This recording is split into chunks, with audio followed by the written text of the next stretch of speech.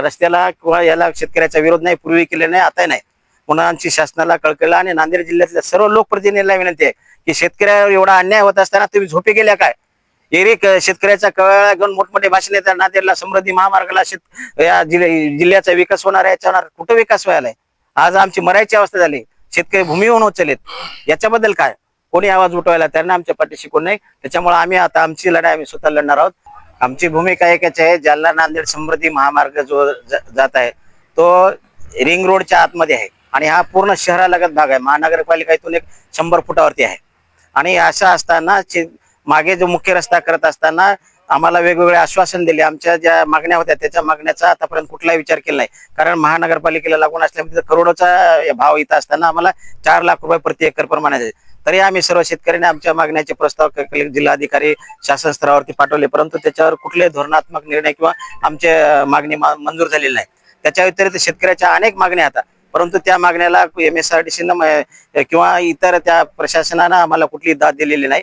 त्याच्यामुळं आता मुख्य रस्त्याला आम्ही सर्व शेतकऱ्यांनी एक दिला आणि त्यावेळेस संमती दिली काम करण्यासाठी, परंतु अतिशय तोडका मावेजा जो काही कायद्यामध्ये तरतूद आहे की बाजूच्या गावाचं मूल्यांकन लावायचं, त्याबद्दल आम्ही हायकोर्टात उच्च न्यायालयातून याचिका दाखल करून न्यायालयाचा निकाल आणून सुद्धा, त्याचबरोबर माननीय मुख्यमंत्र्यांनी आदेश, महसूल मंत्र्यांनी आदेश देऊन हे विसनिटी एरिया बाजूच्या गावाचं मूल्यांकन लावून या शेतकऱ्यांना मावेजा द्या, परंतु प्रशासनाने याच्यावर कुठलीही भूमिका न घेता, निर्णय न घेता आमच्यावर अन्याय करून ही जमीन संपादित केली आहे.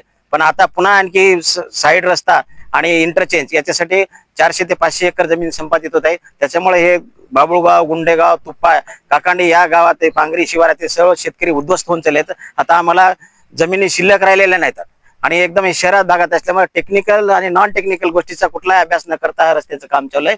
म्हणून आमचा एकच मागणी आहे की आम्ही आता 29 तारखेला जी मोजणीवर आहे ती आम्ही मोजणी होऊन देणार आहे. तत्पूर्वी आम्ही जिल्ह्याचे नेते मान्य अशोकरावजी चव्हाण साहेब यांना आम्ही निवेदन देणार आहोत.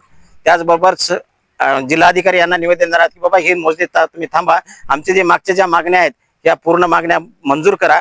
मावेजाच्या असतील किंवा मावेजा संदर्भात अवॉर्ड पास झाल्यानंतर सानुग्रह अनुदान देण्यात यावं, जसे जैतापूर ऊर्जा प्रकल्पाचा तसा प्रस्ताव माननीय जिल्हाधिकारी यांनी शासनाकडे पाठवलेला आहे. त्याचबरोबर आमच्या अवॉर्ड मधले राहिलेले 12% व्याज जे कायद्याने लिगली आहेत ते या लोकांनी चुकीमुळे आम्हाला ते मिळू शकले नाहीत. त्याचा प्रस्ताव जिल्हाधिकारी साहेबांनी पडले, सचिव लेवलला त्या ठिकाणी पेंडिंग आहे. मंत्रालयात आम्हाला शेतकऱ्याला कोणी बोलायला तयार नाही, सगळे हाकलून द्यायला तर आमची हवेलना चेष्टा करायलेत. म्हणून आम्ही आता एकच ठोस निर्णय घेतलेला आहे की जोपर्यंत आमच्या मागच्या जवळपास आमचे 9.5 कोटी रुपये शेतकऱ्याची बाकी आहे शासनाकडे मागच्या अवॉर्ड मधले, त्याचं व्याज 6 कोटी रुपये व्याज आहे. 9-15 कोटी आज शासनाकडे आमचे त्या ठिकाणी पडून आहेत, ते आम्हाला देणं. त्याचबरोबर हे जे नवीन मूल्यांकन संपादित करणार आहेत त्याचं बाजारभाव मूल्यांकन करून जे शासनानं महसूल मंत्र्यांनी दिले आदेश, हायकोर्ट, उच्च न्यायालयाच्या याचिकेचे आदेश याची अंमलबजावणी करून आम्हाला त्याप्रमाणे मूल्यांकन करावं आणि तरच आमच्या शेतात मोजणीला यावं. तोपर्यंत आम्ही मोजणी होऊन देणार नाही, ही कडक भूमिका शेतकऱ्यांनी घेतलेली आहे. त्यामुळं सोमवारी सकाळी मान्य जिल्हाधिकारी साहेब यांना सर्व शेतकऱ्याचे शिष्टमंडळ भेटून विनंती करणार आहे की बाबा तुम्ही बेकायदेशीर काही करू नका.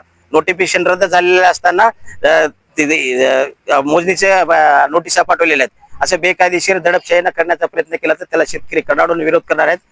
रक्तपात होऊ नये म्हणून आम्ही शासनाला विनंती करतो, जे काय ते तुम्ही कायदेशीर करा आणि कायदेशीर आम्हाला योग्य मावेजा द्या आणि हे करा. रस्त्याला किंवा याला शेतकऱ्याचा विरोध नाही, पूर्वी केले नाही, आता नाही. म्हणून आमची शासनाला कळकळलं आणि नांदेड जिल्ह्यातल्या सर्व लोकप्रतिनिधींना विनंती आहे की शेतकऱ्यावर एवढा अन्याय होत असताना तुम्ही झोपे गेल्या काय? शेतकऱ्याचा कळा घेऊन मोठमोठे भाषण येतात. नांदेडला समृद्धी महामार्गाला या जिल्ह्याचा विकास होणार आहे, याच्यावर कुठं विकास व्हायलाय?